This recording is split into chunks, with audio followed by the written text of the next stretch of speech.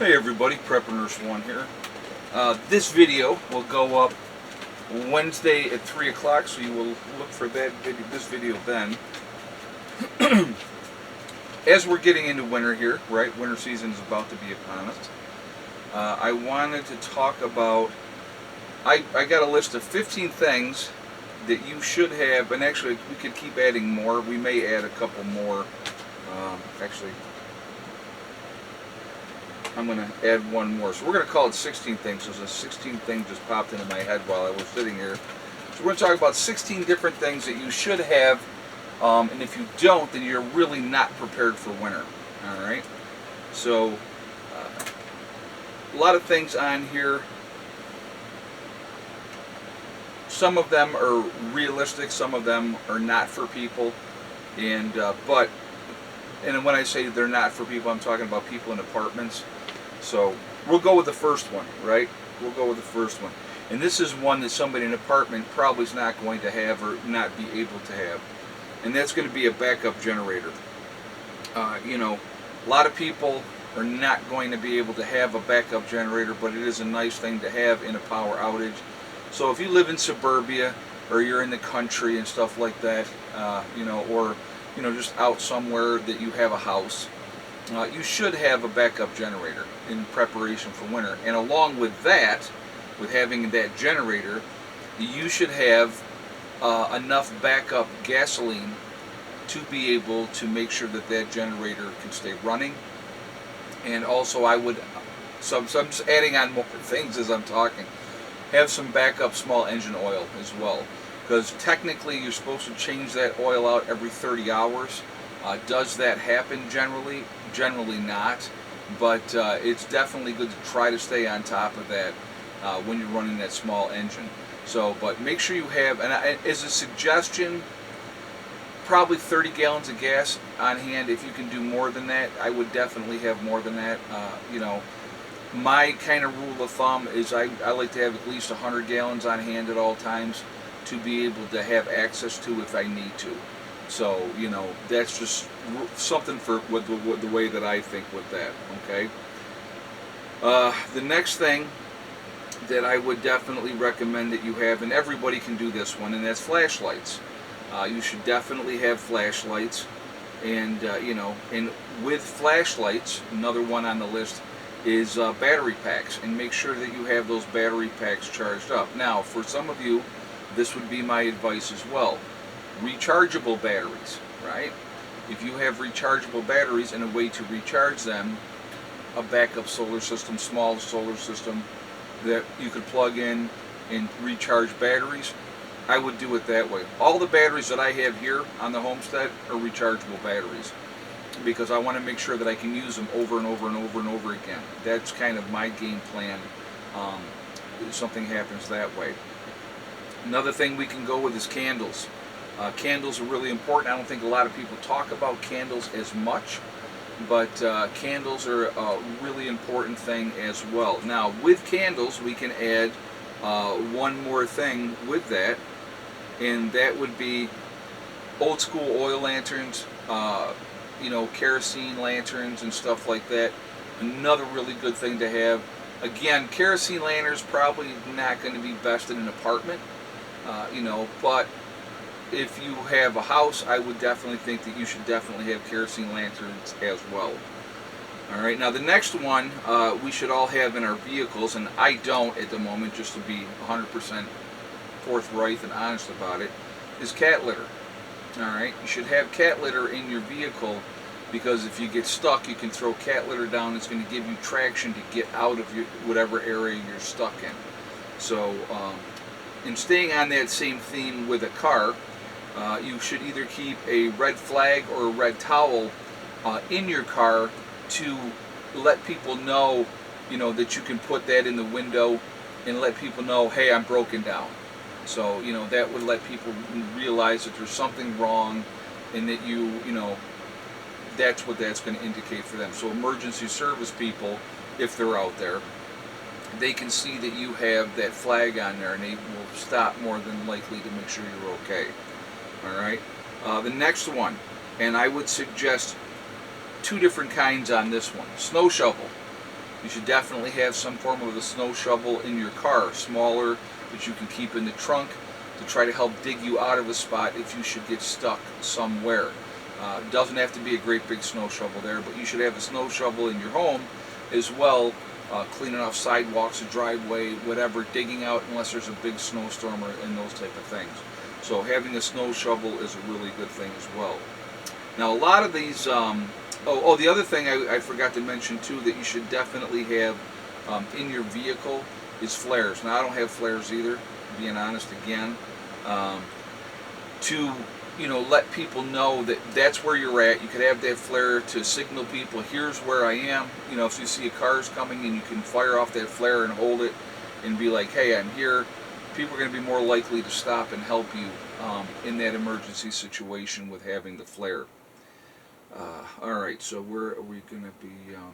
Alright, so let's talk about other things for your home, right? Food is going to be a big one, guys. Any length of time that you would be down, not able to get out of your home, food is going to be huge. So making sure that you have enough food available in your home is going to be really important. Minimum, again, would be a 2-week supply of backup food plus whatever other regular food that you have. Realistically, you should have at least a 3-month supply of food in your home. That's realistic. As backup, not counting your everyday stuff that you're eating on an everyday basis, but you should have at least a 3-month supply of backup food.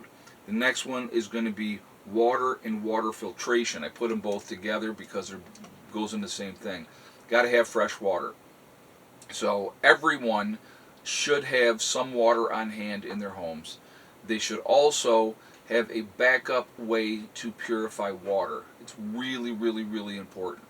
So the more that you can have to have that backup, the better off you're going to be. And so definitely have, in several ways to purify water. There's tablets out there. You can have bleach that you can use to help purify water. You can have a Berkey water filter system. You could have, there's a Katadyn Backpackers water filter system. I mean, there's all kinds of options out there. Okay, 1,000,001 options that you can have to use to filtrate water. But being able to have fresh water to drink is going to be key. All right. The next thing that I would recommend for people is make sure you have plenty of blankets. Blankets are going to be huge. Wool blankets are the best. I'm telling you right now, I have several wool blankets and they are awesome. They work fantastic, and I definitely highly recommend them. They're also more water resistant, so if you had to have that blanket and go out in the weather and wrap a blanket around you, it's going to still keep you warm, and it's not going to get saturated and wet, and then that way you can't stay warm. Okay? So definitely something good to have there. If you can do it, all right? And now this can actually go for people in apartments as well, and I will explain in a second. A wood stove. Now, how can I have a wood stove in an apartment? You can get a camp stove that you could set up in your apartment. They're not hugely expensive. They're small. They will absolutely work. You can vent it out through a window if you had to. But it would be enough that you could keep an area of your house warm, like a bedroom. Have that wood stove, that little camp wood stove in a bedroom. Seal that room up, and in that way you have an area in your house where you can stay warm. If you can afford to have a regular wood stove, if you have a home, then definitely get a wood stove. I think it's the most important thing that you can have, especially in the wintertime with the power outages and things happening. Being able to stay warm is going to be key. All right. With that, fire starting materials, making sure that you have plenty of paper, making sure that you have plenty of small kindling. That the twigs and stuff like that. I mean, folks, I don't care if you live in a city. There's trees in the city. You go out, you pick up the twigs that fall down out of the trees. There's some, that's a good thing to get a fire started. Okay. With that also would be firewood. So making sure that you have firewood on hand to be able to get you through an extended period of time if you had to rely solely on your wood stove. So, obviously that you're not going to be able to have a lot of if you live in the city, right? So I mean, that's realistic, but you can get some small stuff available to you that you can have there Worst case scenario type of situation, you're going to be breaking up furniture to burn furniture or anything that you can burn at that point in time. So, you'll do what you have to do. But if you live in the country, if you live in suburbia and you have a wood stove, make sure you have an ample supply of seasoned firewood available to you to be able to utilize. The next thing is going to be clothes. You want to make sure you have plenty of warm clothes. Wool socks, long johns. Layering clothes is going to be a big important thing in an SHTF situation for you or anybody else. So having a pair of long johns and then maybe a pair of then a jeans and then wear a pair of sweatpants over the top of the jeans. Now you've got 3 layers to protect your legs. Long john, shirt as well, and then a couple of other shirts, and then maybe a sweater or a hoodie, and then a jacket, and make sure you have hats and gloves and all those things that you're going to need to make sure that you can stay warm. Really important. Wool socks would be a huge one as well. Okay. The next one would be sleeping bags. Sleeping bags are going to be really important as well. And, because again, you can put all those layers of clothes on, hop in your sleeping bag, and that's another layer of protection. So to go along with that, I'm going to actually add one more thing in here, and this you can do in an apartment as well, or a home. A tent, small tent. If you have a tent, you can set it up in a bedroom. You can take the mattress and put it into the tent itself and be able to go in there, get your layers of clothes on, get your sleeping bag, climb in your sleeping bag, and then you have the tent. You zip that tent up. Your own condensation from breathing is going to keep that tent warmer. It's a smaller area, and it's going to help you out that way. So some food for thought. Obviously, when I'm talking fire starting material as well, that goes with lighters, matches, making sure that you have plenty of those available to you as well. So just some food for thought, some things to think about. Can opener would be another good thing to have. Handheld operated can opener. Just putting that out there as well.